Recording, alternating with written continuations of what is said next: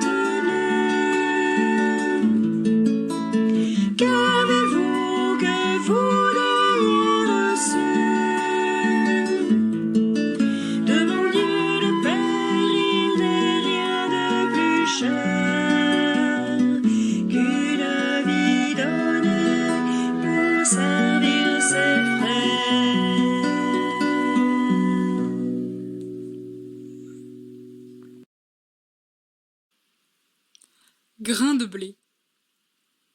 Je suis si peu de choses posées au creux d'une main.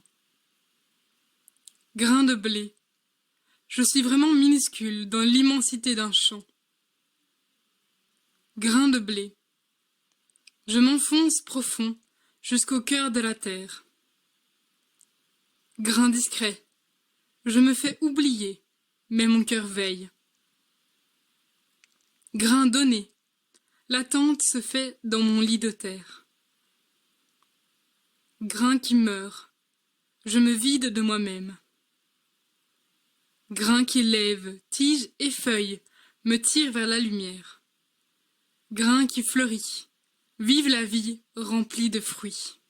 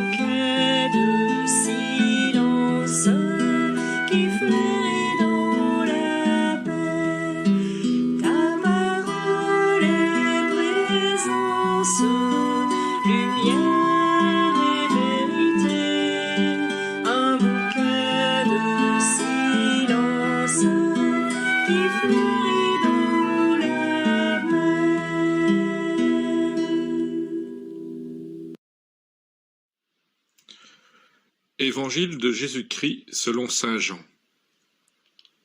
En ce temps-là, il y avait quelques Grecs parmi ceux qui étaient montés à Jérusalem pour adorer Dieu pendant la fête de la Pâque.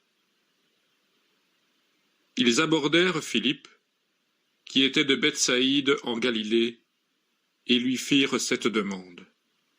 « Nous voudrions voir Jésus. » Philippe va le dire à André, et tous deux vont le dire à Jésus. Alors Jésus leur déclare : « L'heure est venue où le Fils de l'homme doit être glorifié. Amen, amen, je vous le dis. Si le grain de blé tombé en terre ne meurt pas, il reste seul. Mais s'il meurt, il porte beaucoup de fruits. Qui aime sa vie la perd. Qui s'en détache en ce monde, la gardera pour la vie éternelle.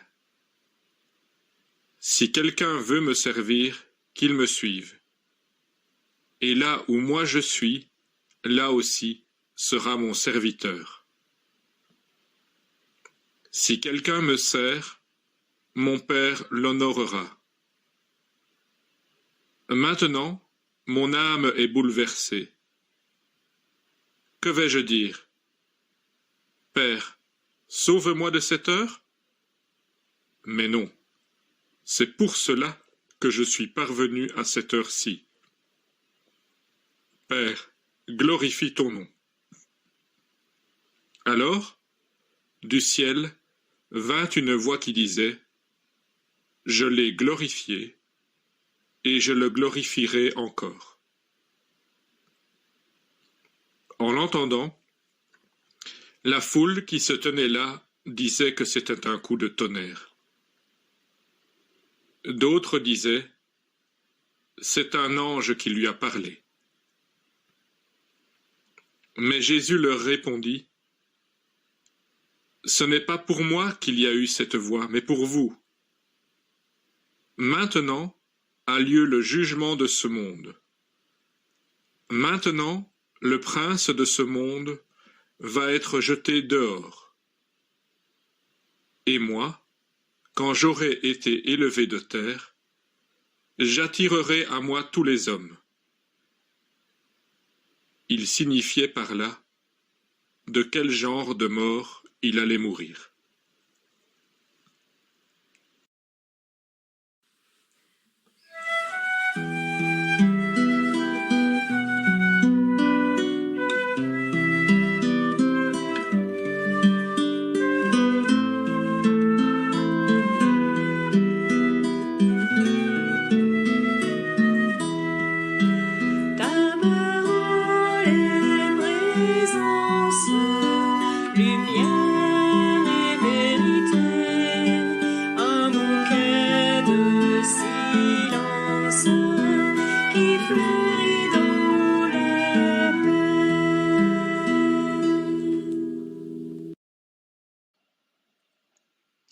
Des Grecs demandaient à voir Jésus. Ne sommes-nous pas, nous aussi, attirés par ce désir de voir Jésus? Mais pouvons-nous le voir? Le renard nous dirait, comme il l'a dit au Petit Prince, « L'essentiel est invisible pour les yeux. On ne voit bien qu'avec le cœur. » Et comment regarder avec le cœur? Dans la première lecture d'aujourd'hui, Dieu veut conclure avec nous une alliance nouvelle. Et pour cela, il va graver sa loi non plus sur des tables de pierre, mais dans nos cœurs. Il va nous donner d'intérioriser sa loi, au point qu'elle habite nos cœurs, qu'elle éclaire nos décisions et nos choix. Cette loi nouvelle, c'est la présence de la Trinité en nous, qui peut transfigurer notre regard. Dans l'Évangile, il est dit « L'heure est venue pour le Fils de l'homme d'être glorifié. Vraiment, je vous le dis, si le grain de blé tombé en terre ne meurt pas, il reste seul. Mais s'il meurt, il donne beaucoup de fruits. » Bon, soyons honnêtes. Qui accepterait aujourd'hui que son chemin passe de cette manière par la mort? Entre la radicalité de l'engagement de Jésus à se donner jusqu'au bout et ma manière d'entrevoir comment je peux, à mon tour, offrir ma vie et tout ce que je suis pour porter du fruit, eh bien, il y a un sacré fossé.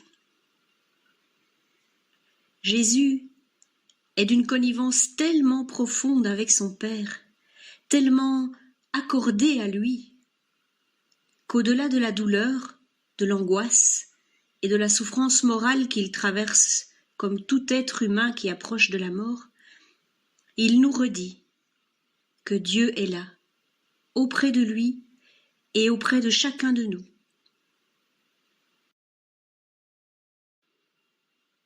Jésus s'avance vers la mort, non pas comme une victime consentante, mais bien fidèle aux plus hautes valeurs de la vie.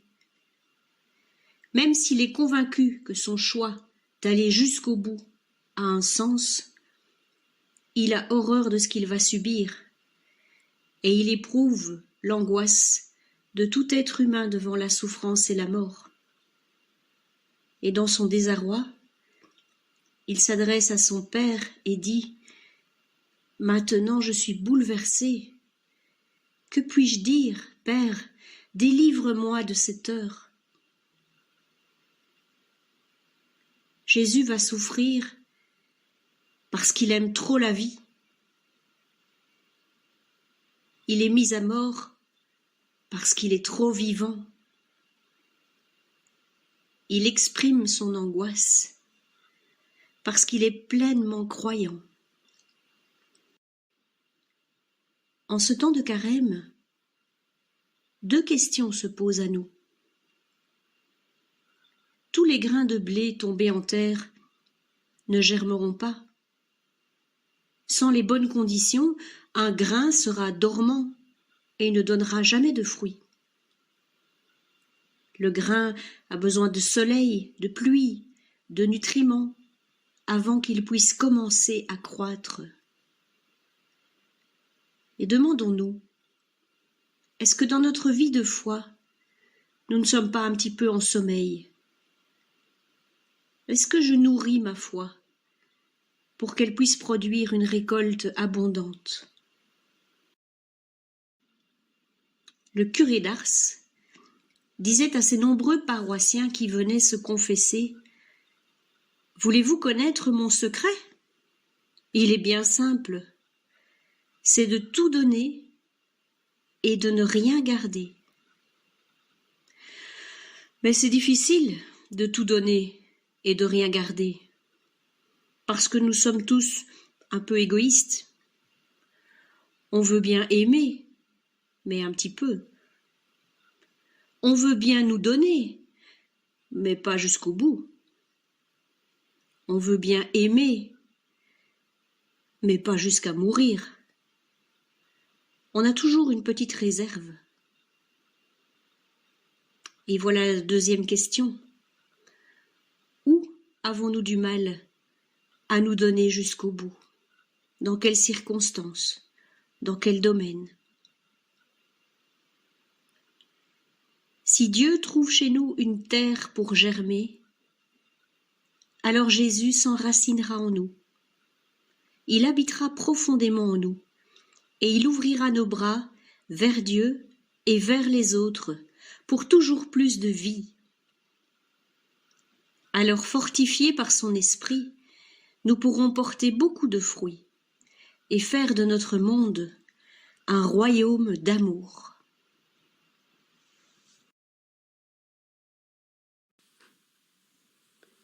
Tu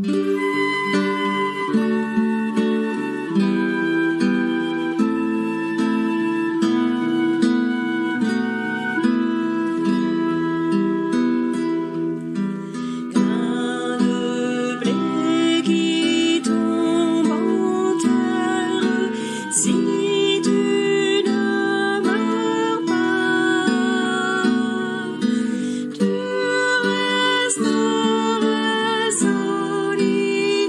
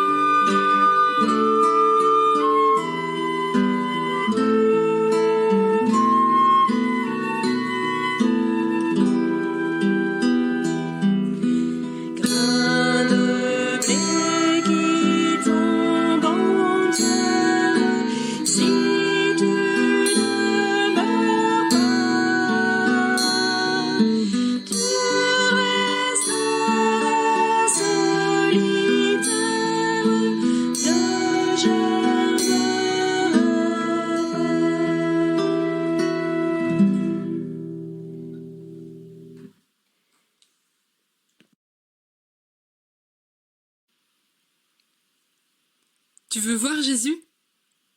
Laisse le Père graver dans ton cœur sa loi nouvelle, celle de l'amour et du pardon. Accompagne Jésus sur son chemin. Il est don de soi sans compter, jusqu'à sa mort sur la croix. Laisse l'Esprit t'apprendre à tout donner de toi pour porter beaucoup de fruits. Alors tu verras Jésus, qui t'appelle à le suivre et à aimer ton prochain comme toi-même. La petite Thérèse disait « Aimer. Il suffit d'aimer. Aimer, c'est tout donner et se donner soi-même. » Puissions-nous entendre cet appel tout au long de cette semaine de marche vers Pâques.